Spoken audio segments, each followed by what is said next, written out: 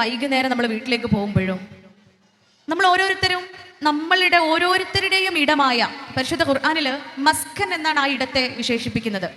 മസ്കൻ എന്ന് വെച്ചാൽ ഏറ്റവും സമാധാനമുള്ള ഇടം എന്നാണ് മസ്കനിന്റെ അർത്ഥം. സമാധാനമുള്ള ഇടം എന്നല്ല പറഞ്ഞിരിക്കുന്നത്, ഭൂമിയിൽ തന്നെ ഏറ്റവും സമാധാനമുള്ള ഇടം എന്നാണ് മസ്കനിന്റെ അർത്ഥം. ആ പേര് വെച്ചിട്ടാണ് പരിശുദ്ധ ഖുർആനിൽ നമ്മുടെയൊക്കെ വീടിനെ, നമ്മുടെയൊക്കെ കുടുംബത്തെ അഭിസംബോധന ചെയ്തിട്ടുള്ളത്. അതുകൊണ്ട് തന്നെ ആ സമാധാന കൂട്ടിലേക്ക് നമ്മൾ എത്തുമ്പോൾ ഇവിടെ നിന്നും ലഭിച്ച ആനന്ദവും ആഹ്ലാദവും സമാധാനവും സംതൃപ്തിയും ഒരു അണുമണി തൂക്കം പോലും കുറയാൻ പാടില്ല. ആ വീടിനെ കുറിച്ച് ആലോചിക്കുമ്പോൾ, ആ വീട്ടിലുള്ള ഓരോ വ്യക്തികളെയും കുറിച്ച് ആലോചിക്കുമ്പോൾ, ആ വീട്ടിൽ നമുക്ക് ഉണ്ടാവാൻ പോകുന്ന ഓരോ അനുഭവങ്ങളെ കുറിച്ച് ആലോചിക്കുമ്പോൾ, അതുമല്ലെങ്കിൽ ഈ നിമിഷം വരെ ഇങ്ങോട്ടേക്ക് പുറപ്പെടുന്നത് വരെ ആ വീടുമായി ബന്ധപ്പെട്ട് നമുക്കുണ്ടായിരുന്ന അനുഭവങ്ങളെ കുറിച്ച് ചിന്തിക്കുമ്പോൾ നമ്മുടെ ഉള്ളിൽ സന്തോഷമാണ് ഉണ്ടാവേണ്ടത്.